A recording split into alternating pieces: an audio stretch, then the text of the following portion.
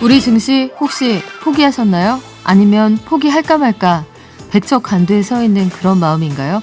어제 저희가 나 어떻게와 함께 어떻게 할지 알려드렸잖아요. 오늘은 포기하지 마, 포기하지 않게 해주는 분을 제 옆에 모셨습니다. 이베스트 투자증권의 염불리 염승환 이사 나오셨네요. 안녕하세요. 네, 안녕하세요. 염 이사님, 그 증권사에 다니시는 분들은 요즘 같은 장에는 멘탈 관리를 어떻게 합니까? 아, 멘탈 관리요? 사실 특별한 건 없고요. 이제 시장이 열릴 때는 계속 스트레스 좀 받죠, 항상. 네. 이게 안 좋으니까. 근데 저는 어떻게 하냐면 저는 그냥 자요. 다른 거 없어요. 잔다고요? 네, 그냥 자요. 아니. 왜냐하면 제가 스트레스 네. 받는다고 뭐 달라질 것도 아니고 장이 좋은 게 갑자기 나빠지는 것도 아니고 네. 나빴던 게 좋은 건 아니잖아요. 그래서 미국 시장 이제 또 많은 또 증권맨들 분들 중에도 좀 예민하신 분들은 네. 미국 시장 이제 저녁에 열리니까 그거 보면서 굉장히 이제 좌불안석 하시는 분도 계시는데 저도 옛날엔 그랬어요. 예전에는. 근데 이제 그래봐야 아무 도움도 안 되더라고요. 그래서 저 같은 경우는 그냥 미국이 뭐 급락을 하고 어쩌건 간에 그냥 일단 자요. 자고 이제 새벽에 좀 일찍 일어나서 이제 다시 한번 좀 들여다보죠. 예. 오늘 좀 어떻게 해야 되겠다. 근데 자고 일어나면 왜 좋냐면 저 같은 경우는 이 스트레스가 좀 많이 잊혀져요. 아. 제 스타일 자체가 자고 일어나면 이게 데미지가 좀 많이 이렇게 줄어드는 스타일이어가지고 스트레스에서 좀 많이 좀 해방이 되는 좀 스타일이라. 그래요. 염 이사님처럼 그렇게 할 수 있으면 좋을 텐데 네. 요즘 같은 때 보면 이 보통주 520만 주를 가지고 있는 삼성전자 주주들부터 예. 시작해서 종목별로 작년에 나를 행복하게 했던 빅테크가 나한테 왜 이래 이런 네. 분들도 계실 거고요. 네. 너희들이 그렇게 리오프닝주라고 해서 경기가 다시 살아날 때 요게 살아난다고 했는데 왜 이렇게 빨리 살아나지 않지? 이런 의문을 가지고 계신 분들도 계실 네. 거예요. 해서 일단은 그 증시 예탁금이 가장 많을 때는 우리가 작년 초에 70조도 넘었었거든요. 네. 지금은 돈이 많이 빠져나갔는데 동학개미부터 시작해서 서학개미들까지 이런 장에서는 어떤 마음가짐으로 투자하는 게 좋습니까? 일단 이제 시장이 요새 굉장히 좀 힘든 건 사실이죠. 근데 이제 뭐 요즘에 보면 개인 투자분들이 국내 주식 하시는 분보다 오히려 서학개미 분들이 더 좀 힘들어 하시는 것 같아요. 최근에는 워낙 그 나스닥이 워낙 많이 빠져가지고 그래서 작년 11월에 이제 그 동학개미 하시다가 서학개미로 가신 분들이 많은데 네. 좀 안타까운 게 지금 서학개미 분들 가장 많이 사신 게 TQQQ라고 ETF인데 미국 이제 나스닥을 추종하는 상품이에요. 그래서 네. 나스닥이 1% 오르면 보통 지수 오르면 그만큼 이제 수익이 나는 거잖아요. 근데 이 상품은 3배짜리라서 지수가 1% 오르면 3% 오르고 1% 빠지면 3%가 빠지는데 나스닥이 지금 20% 이상 급락했잖아요. 그래서 실제로 이 ETF가 지금 50% 이상 폭락이 있어요. 아우. 근데 이거를 제일 많이 사신 거예요. 우리 한국의 개인 투자분들이. 아, 그럼 어떻게 해야 돼요? 그러니까 이제 너무 작년에 좀 뒤늦게 좀 들어가신 거. 그때는 왜냐하면 미국이 너무 좋을 때였어요. 한국은 정말 지하실로 가고 있었고 그래서 좀 뒤늦게 좀 그쪽으로 가셔가지고 좀 고생을 좀 하고 계신데 그래서 사실 지금 매크로 이슈도 좀 굉장히 힘들고 오늘 물론 이제 FMC 이제 미국의 금리가 올랐잖아요. 그래서 나스닥이 오히려 오늘 급등을 했어요, 사실은. 그래서 조금 이제 한시름 놓으셔도 좀 되겠지만 어쨌든 시장 자체가 이렇게 좀 힘들 때는 이건 좀 이제 우스갯소리긴 하지만 예전에 그 가치 투자의 대명사인 그 이채원 그 펀드 매니저분이 계세요. 네. 되게 유명하시죠. 이제 은퇴하셨다가 이번 라이프 자산운용 또 하셨는데 네. 실제로 2018년도에 이제 언론사랑 인터뷰한 거 있는데 이게 진짜로 인터뷰한 겁니다. 네. 근데 첫째가 2배로 더 열심히 일하면서 투자 전문가들의 책으로 마음을 일단 달래고 네. 그다음 두 번째가 다 포기하고 무협지를 읽는다. 아, 진짜 네, 장이 안 좋을 때 우리나라의 대표적인 가치 투자자 네. 아주 유명한 펀드 매니저가 그렇게 진짜 얘기를 인터뷰를 했다고요? 하셨어요, 실제로. 네. 그 세 번째가 시간이 지나가길 기다린다. 방법이 없다. 잊고 기다리는 수밖에 없다. 이게 약간은 뭐 그때 2018년도가 굉장히 우리나라 또 시장 안 좋을 때였어요. 힘들었죠. 네. 네. 네, 그렇게 얘기하셨는데 어쨌든 이제 그분이 이제 했던 건 뭐냐면은 결국엔 그 가장 중요한 거는 가치 투자자 그러니까 많은 투자도 뭐 공통되겠지만 가장 사고 싶을 때 주식을 사실 좀 팔아야 되고요. 너무 사고 싶을 때. 막 흥분할 때. 네. 그러니까 아까도 제가 TQQQ라고 그게 50% 이제 폭락했다고 그랬잖아요. 작년에 나스닥이 너무 좋았거든요. 누구나 사고 싶죠. 계속 올라가니까. 한국은 팔고 싶고. 근데 그때 지금 사신 분들이 지금 엄청나게 고통받고 있고 그리고 지금은 사실 또 그런 분들이 다 팔고 싶을 거예요. 너무 그쵸. 지금 분위기들이 안 좋으니까. 왜냐하면 앱을 딱 열었을 때 뭐 파란색의 숫자가 다 두 그죠? 자릿수 아니겠어요? 네. 근데 그럴 때 또 주식을 사실 사야 되고요. 이건 뭐 그 이치원 매니저님만 얘기하신 게 아니라 워런 버핏도 자기 책에 그렇게 썼거든요. 그래서 가장 비관적일 때 주식을 사는 게 많고 맞고 모두가 이제 흥분할 때 주식을 오히려 파는 게 맞는데 지금은 사실 주변의 분위기를 봐도 너무나 침체돼 있잖아요. 주식시장 자체도 네. 그렇지만 많은 분들이 다 고통을 좀 받고 계시니까 그래서 지금 상황에서는 주식을 뭐 여기서 이제 와서 뭐 판다 이거보다도 뭐 더 사라 이런 말씀을 좀 드리기도 좀 그렇긴 하지만 어쨌든 지금 구간은 모두가 좀 대부분이 좀 비관론에 많이 빠져 있기 때문에 오히려 지금은 저는 좀 기회는 맞다. 그래서 여기서 좀 포기하는 건 아닌 것 같다. 다만 한 가지 생각하실 거는 이제 내가 가지고 있는 기업들은 그건 잘 솎아내야 될 것 같아요. 내가 잡초를 갖고 있을 수도 있고요. 아이고. 꽃일 수도 있어요. 네. 근데 그걸 내가 구분할 수 있는 능력은 내가 있어야죠, 사실은. 그래서 솎아내는 게 중요한 거지. 시장이 앞으로 더 안 좋아지니까 뭐 주식 이제 지금이야 손절하자 이런 거보다도 기업을 얼마나 잘 솎아내느냐. 그게 좀 더 지금은 중요한 시간인 것 같아요. 보는 눈을 좀 길러야 된다. 네. 어제부터 우리가 계속 강조해서 하는 말이기는 한데 이른바 실적 장세라는 것에서도 이 차이가 나는 게 결국은 이 회사가 쭉 가는 곳이냐 아니면 네. 지금이 정상이냐 이걸 보라는 말씀이군요. 네.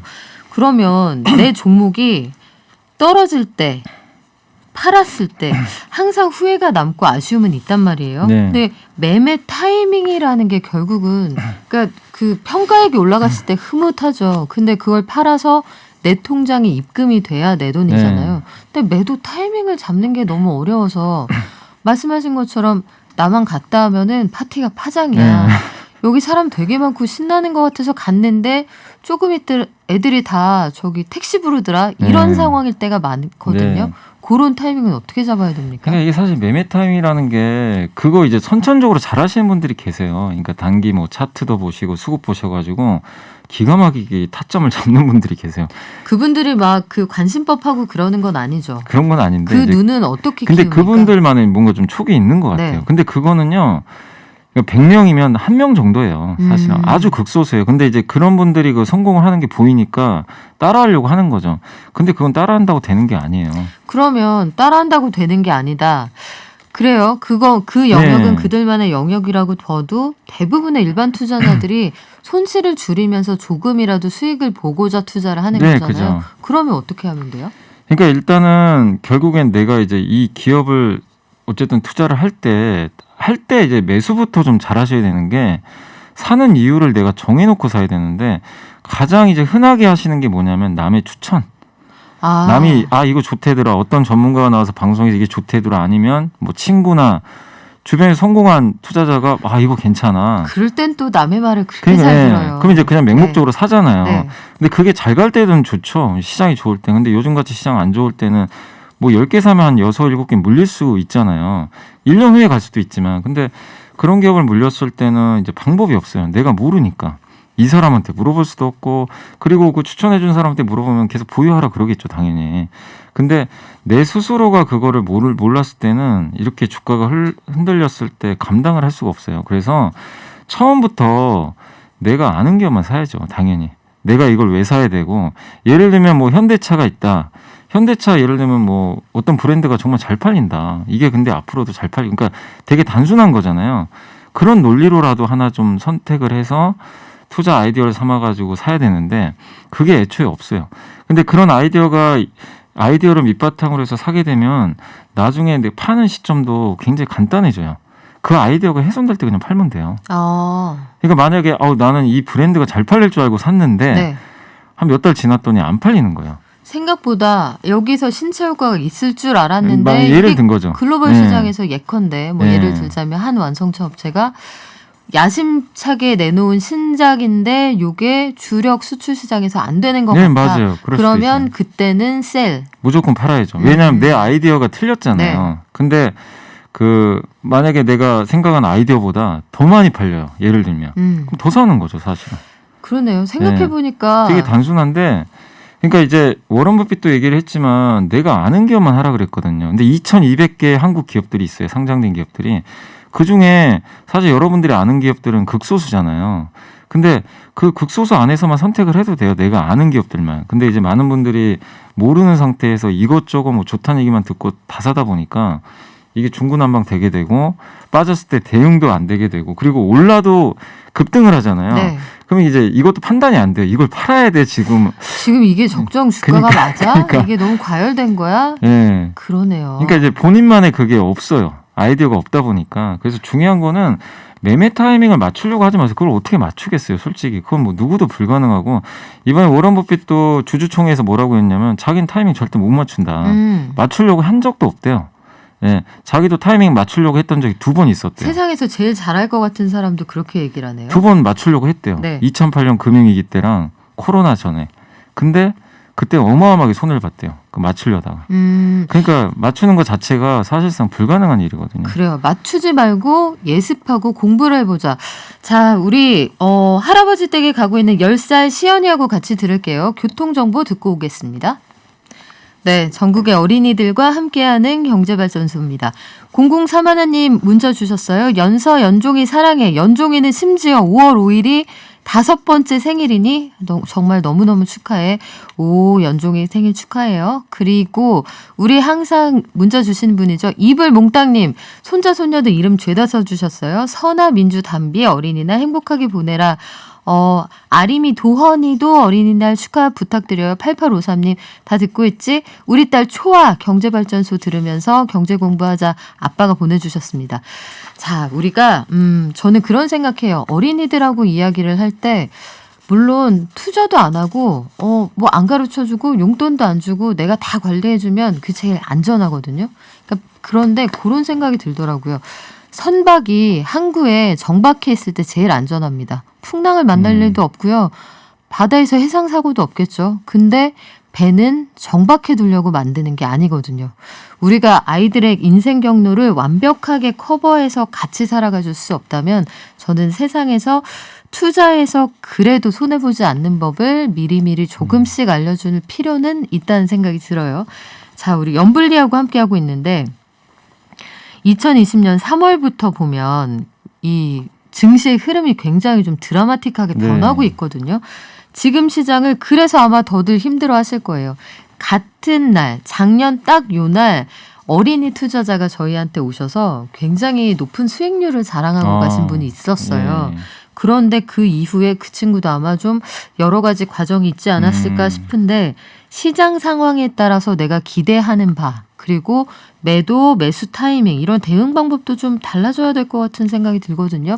이런 거 물어볼 때 뭐라고 해주십니까? 이거는 이제 펀드 매니저들한테 물어보는 거죠, 사실은. 왜냐하면 시장 상황이라는 게 이제 시각과 바뀌잖아요. 그래서 그 펀드를 운영하시는 매니저분들 같은 경우는 이제 그 자기 수익률로 모든 걸 평가를 하거든요. 계속 실시간으로.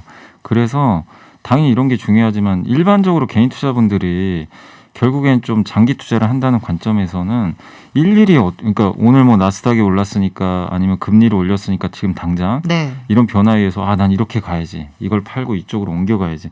이거를 즉각적으로 하기 굉장히 힘들어요. 그래서 뭘 말씀드리고 싶냐면은 이런 흐름을 보긴 봐야죠. 지금 어떤 흐름으로 움직이는지 봐야 되는데 큰 흐름을 좀 보고 투자하셨으면 좋을 것 같아요. 그러니까 오늘 금리가 뭐 몇 % 올랐습니다. 오늘은 또 이 정도 빠졌습니다. 금리 오르니까 성장하는 기업이 좀 안 좋습니다. 금리 내려가니까 성장하는 기업이 좋습니다.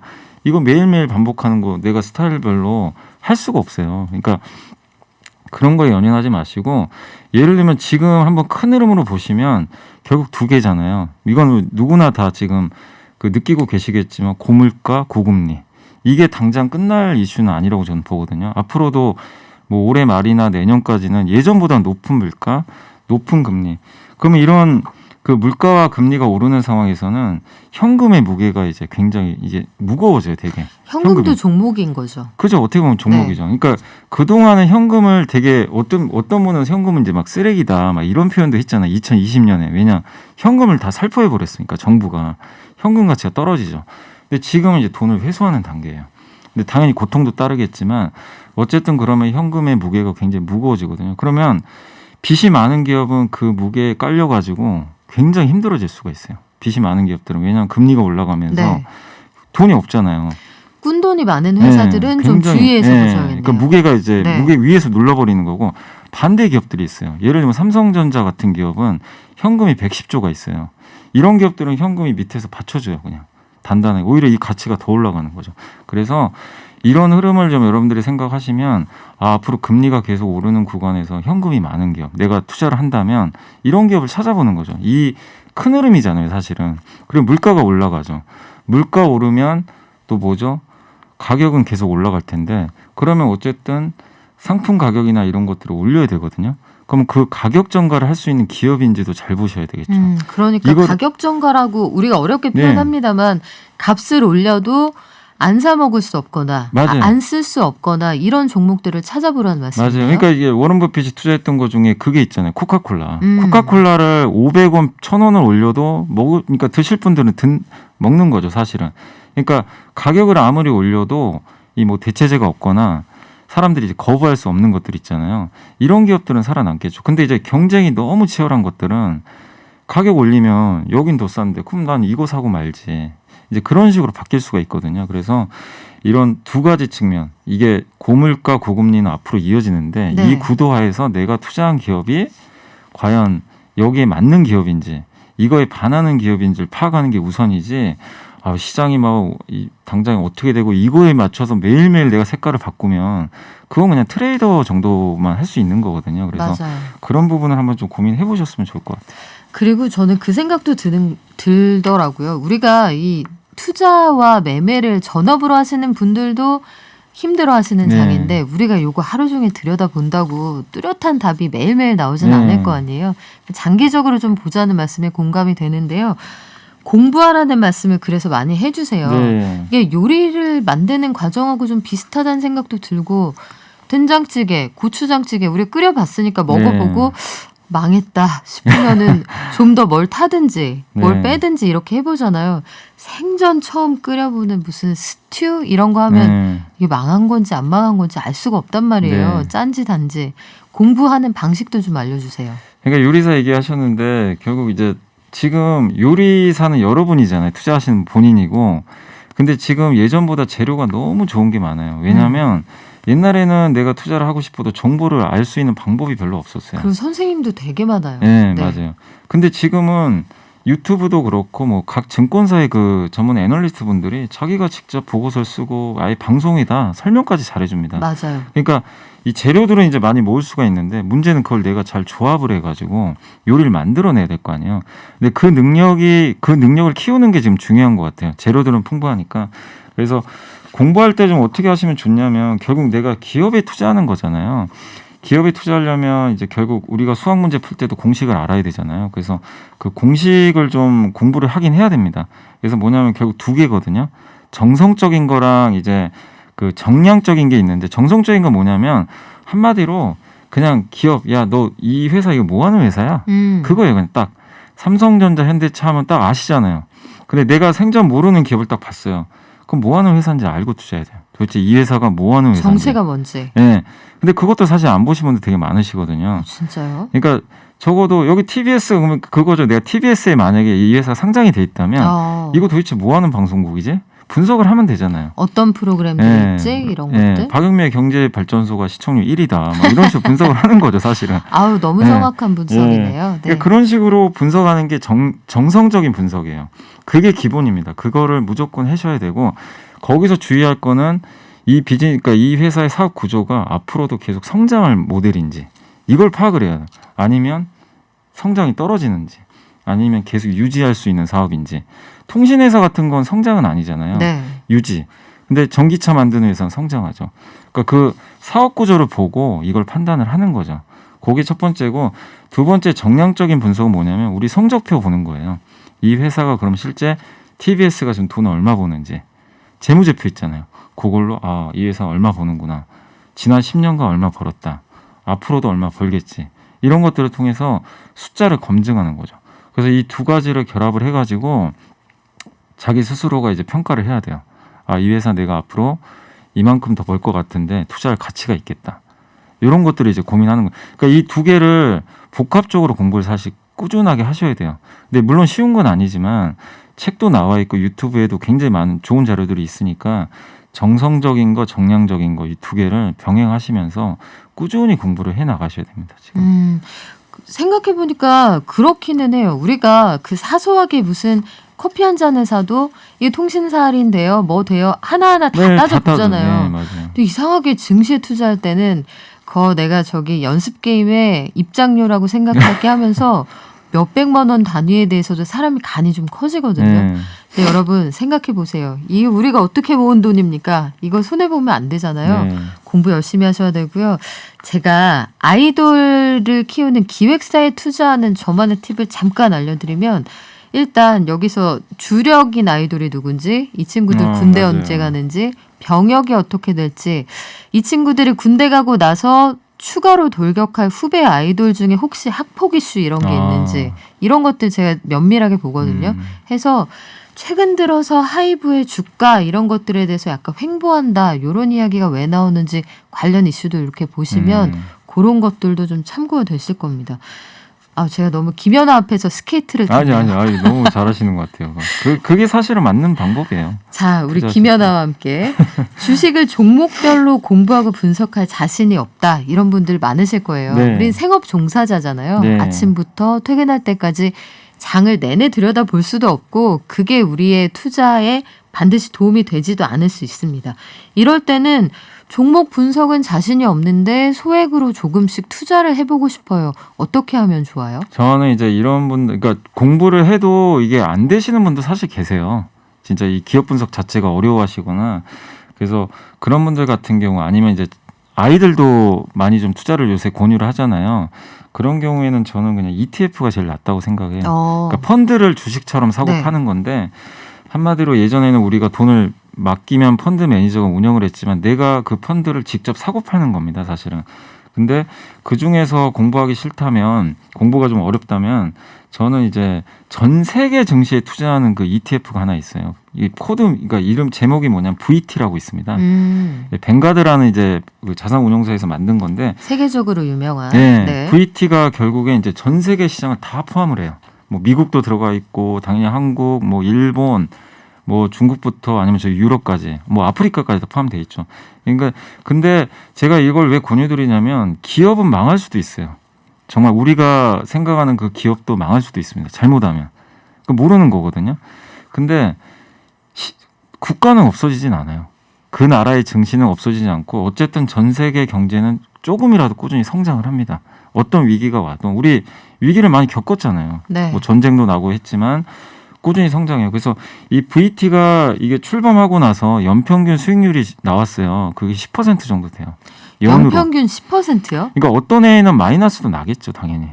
근데 평균을 내본 거예요. 야, 근데 연평균 10%가 보장된다는 건 아닌데, 그렇죠. 지금 금리가 2% 정도 되잖아요. 2, 3%.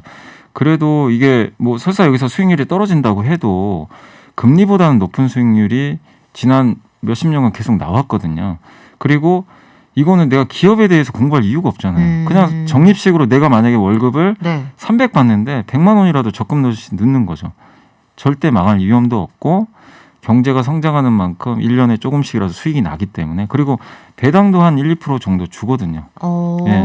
그래서 공부하기, 기업 분석하기가 너무 힘들고 그러신 분들은 차라리 그냥 너무 고민하지 마시고, 내가 그런 능력이 될 때까지 차라리 VT에 적립식으로 투자하는 것도 저는 굉장히 좋다고 생각해요. 그래요. 어린이들에게 투자를 가르쳐 줄 때도 도대체 적정선이 얼마냐 이렇게 말씀하시는데, 저는 소액이 결코 문제가 된다고 보지 않아요. 뭐 10,000원, 20,000원, 30,000원, 40,000원 조금씩 용돈 준다, 세뱃돈 준다, 이런 마음으로 아주 장기간 적립식 투자를 한다고 생각하거든요. 네, 맞아요. 그렇죠. 장기적으로 이 회사에서 만드는 게 없으면 전기차를 못 만들어. 뭐 이런 회사들은 적어도 10년, 20년 내다볼 수 있으니까 이렇게 접근해 보시는 것도 좋을 것 같고요. 말씀하신 거 들어보니까 이렇게 이해가 되네요.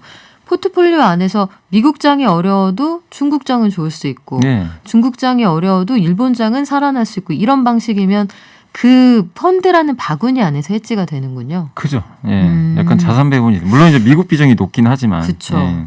그렇군요. 해서 여러 가지 본인의 그 체험수기 간증 뭐 어마어마하게 올라오고 있습니다. 힘들다는 분들도 계시는데, 자, 우리 시장 얘기를 말씀드릴 때 예측하기 힘들어요. 예단하지 맙시다라고 하셨는데 이 뻔한 질문을 제가 안 드리면서 마무리할 수가 없네요. 지금 대외 이슈는 안 좋고 중국 경제가 언제 확 기지개를 펼지 모르겠는데 긴축 속도는 좀 빨라질 거란 말이에요. 네. 시장은 그래서 언제 좋아지나요? 시장이 지금 언제 좋아질지는 뭐 그건 누구도 모르지만 저는 이제 이렇게 보거든요. 지금 원인을 알면은 이제 처방전이 나오니까 네. 결국 이제 많이들 아세요. 고물가, 물가가 너무 올라갔고 그 물가 상승의 원인은 전쟁이죠. 에너지 가격이 너무 올라갔잖아요. 지금 그래서 우리나라가 무역 수지가 좀 적자가 날 정도니까. 그리고 두 번째가 물가 오르니까 물가를 잡는 가장 전통적인 방식은 금리 올리면 되거든요. 그래서 미국이 오늘 그 금리 결정을 했죠. 0.5%를 한 번에 올려버렸어요. 굉장히 이제 고강도의 그 금리 인상인데 결국 이제 너무 금리를 급하게 올리면 그 경기가 안 좋아지거든요. 이제 거기에 대한 이제 약간 우려감들. 세 번째가 실제로 경기가 좀 둔화되는 사이클이 조짐이 보이는 게 중국이 지금 코로나 때문에 봉쇄령이 내려졌잖아요. 중국 경기가 우리나라 수출의 25%가 중국이거든요. 네. 비중이. 중국이 문을 닫아버리면 중국 인구의 4분의 1이 경제활동을 못하니까 어떻게 되겠습니까, 사실. 이런 부분들이 복합적으로 좀 작용을 하는 거예요. 그러니까 이제 시장이 2,600에서 굉장히 이제 답답한 상태인데 근데 주가가 더 이상은 안 빠지는 게 네. 이제 이거보다 더 나빠지겠냐. 이제 이런 심리가 좀 있는 거죠. 그래서 악재들이 어느 정도 반영이 됐기 때문에 더는 안 밀려요, 사실. 그래서 이런 것들이 이제 하나씩 풀리면 돼요. 근데 이제 미국 금리도 우리 다 알잖아요. 네. 그럼 올리긴 하겠지만 여기서 뭐 올린다고 해도 이미 주가는 선반영을 했고 그리고 전쟁이 좀 끝나면 좋죠. 그래서 뭐 5월 9일 얘기도 나오는데 뭐 러시아 전승기념일 그런데 그거는 알 수는 없는 거고 전쟁이 뭐 갑자기라도 끝난다면 좋은 거고 그다음에 중국이 좀 봉쇄령 풀어줘야 되겠죠. 네. 근데 이런 것들은 언젠간 다 가셔야 될 수 있는 거잖아요. 그래서 저는 이런 것들이 조금씩 5월 중순부터는 조금씩은 완화되지 않을까 그렇게 보고 있어서 좀 시간이 지나면 조금씩은 좋아질 수 있다라고 좀 생각은 하고 있습니다. 그래요. 우리 하반기 상황은 좀 희망적으로 기대해 보자고요. 지금까지 이베스트 투자증권의 염승환 이사와 함께했습니다. 고맙습니다. 네, 감사합니다.